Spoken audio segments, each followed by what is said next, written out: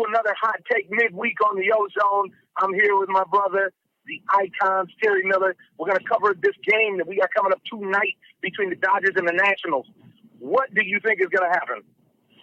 For them to beat Max Scherzer twice would be unbelievable. They really would be the miracle Dodgers because I don't think they can do it. I mean, Max Scherzer is the opposite of – he's the East Coast Clayton Kershaw, if you will, the right-handed version. Yep. And he carves. And he didn't pitch a bad game. He didn't pitch a bad game in game one. He just was up against Kershaw. And he outlasted Kershaw.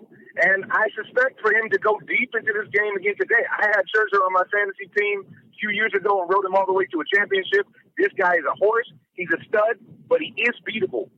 What will be interesting is I have not seen the lineup, but I'd like to know what the lineup is that Dave Roberts is going with because it's going to be very important. The only way that I see the Dodgers winning this game is if they're able to get their speed game together. They need to try to steal bases off of Max because he's vulnerable to that, and they need to not swing at balls, which is a lot easier said than done because he's got devastating stuff.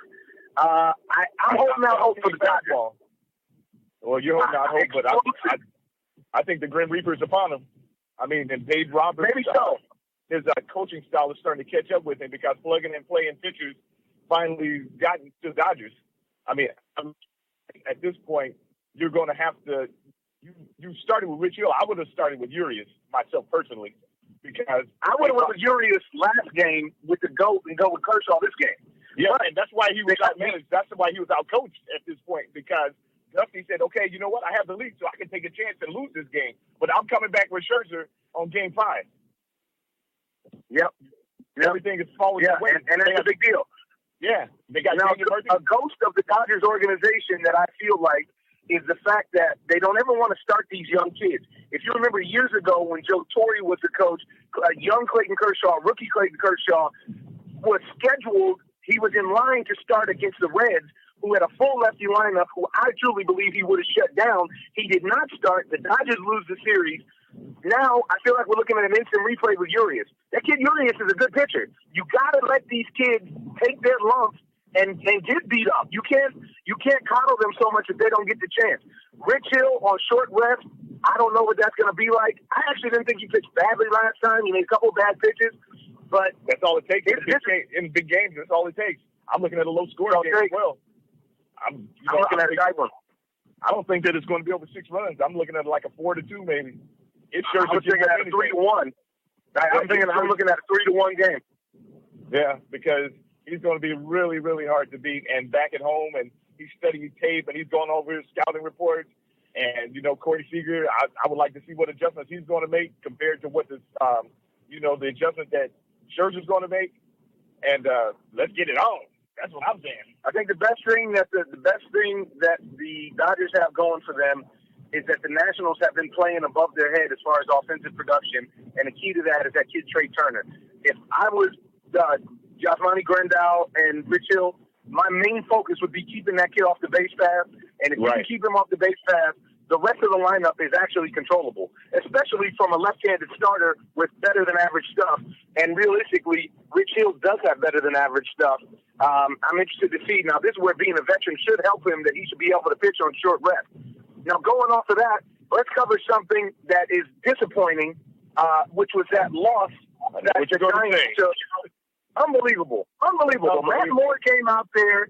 Once again, Bruce Bochy made the right move by getting Matt Moore at the trade deadline. And Matt Moore went out there and gave up 2 over 8 complete. And now what you hear about is, oh, man, they probably could have let him go another inning. Hey, man, if my bullpen can't get me 3 outs without giving up 3 runs, we don't need to go any farther in the series anyways. That's ridiculous. He was pulling people out of the stands. I mean, this was terrible. I felt so bad for him. That's me, but I was in New York.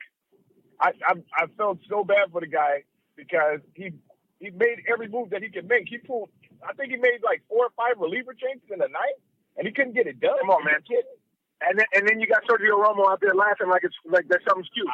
I have no idea what was funny about that situation, and I don't appreciate that laugh, that smirk, and everything on his face. That lets me know that you're really not that serious about winning anymore. And he's not serious about winning anymore. You're fine with you're fine with your 3 championships because realistically, you're going back. If you win that game, you're going back to Wrigley Field with Johnny Cueto going up against either Kyle Hendricks or John Lester. And my money, as it was before and I lost, would be on Johnny Cueto again in that situation. Because then you're going Johnny Cueto with Madison Bumgarner coming out of the pen.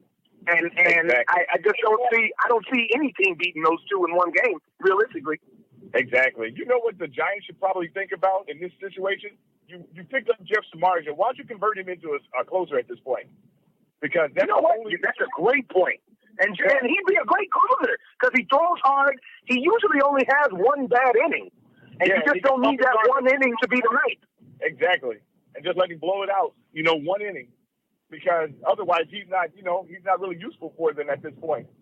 But it's just sad to see his organization just go down like that. They just went down in flames, man. This is ridiculous.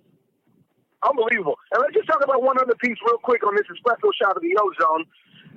What about Clayton Kershaw not getting calls against Bryce Harper in that game on the other day, on Tuesday? I can't believe that. He struck Bryce Harper out on a 1-2 fastball that was on the outside part of the plate that cut the whole plate. I couldn't believe it. I cannot believe it. Well, I just think the umpiring overall has been terrible this postseason. It's very shoddy in the postseason. I agree. Yeah, and it sounds like you need to get some gasoline. Yes, sir. Yeah, man. And I also think one last thing that I got to say is I feel like the Dodgers can beat the Cubs and the Nationals can't.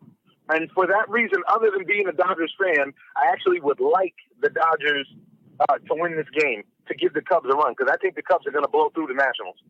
Yeah, I have that same feeling. I mean, because the Dodgers are actually built to beat the Cubs with that overpowering pitching, and they have a good bullpen, but the Nationals really don't have that. I mean, Melancon, he's a good closer, but he's not a great closer, and he's been really, really flawed in the postseason so far.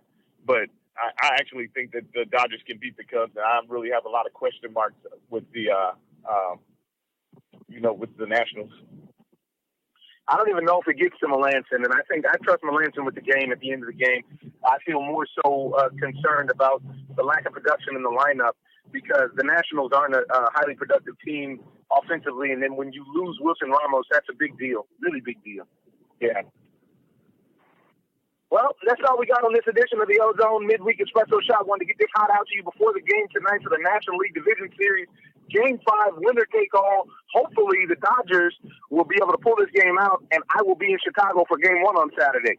Call us, bring it in. Let us know what you think. We got 424-254 zone. I do believe it's 424-254-9663. Hopefully that's the right number. Here it is. Shoot us a call. Let us know what you think about the OZone.